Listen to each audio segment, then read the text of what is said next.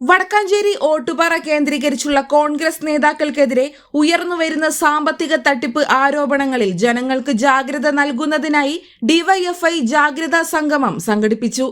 ഓട്ടുപാറ വടക്കാഞ്ചേരി മേഖലാ കമ്മിറ്റികളുടെ നേതൃത്വത്തിലാണ് സംഗമം നടന്നത്.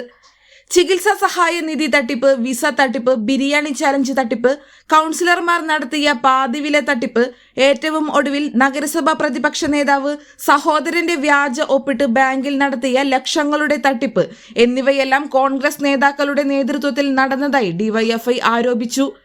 ഇത്തരം തട്ടിപ്പുകൾക്ക് പാർട്ടി നേതൃത്വത്തിന്റെ വരെ പിന്തുണയുണ്ടായിരുന്നുവെന്നും അവർ കുറ്റപ്പെടുത്തി.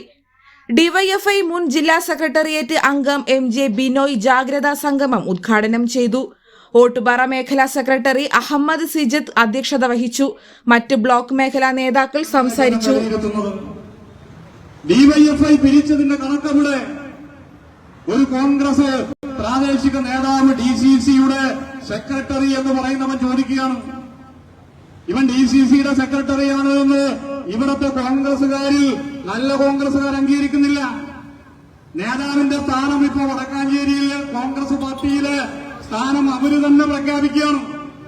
അവൻ പ്രാദേശിക ചാനലിൽ വന്നിരുന്ന് പറയുകയാണ്, ഡിവൈഎഫ്ഐ പൊതിച്ചോറിന് പിരിച്ച കണക്കവിടെ, ഞങ്ങൾ ഇറങ്ങിയാൽ പൊതിച്ചോറിന് പൈസ തരും, പൊതിച്ചോറ് തരും, ഞങ്ങള് ജനങ്ങളുടെ മുമ്പിൽ കൈനീട്ടിയാൽ ജനത്തിനറിയാം കൊടുക്കുന്ന പൈസ പറയുന്ന കാര്യത്തിന് ചെലവഴിക്കും, അതിനുവേണ്ടിയാണ് ഡിവൈഎഫ്ഐ പ്രവർത്തിക്കുന്നതെന്ന് അറിയാത്തവരല്ല ഈ കേരളത്തിലുള്ള ജനങ്ങൾ.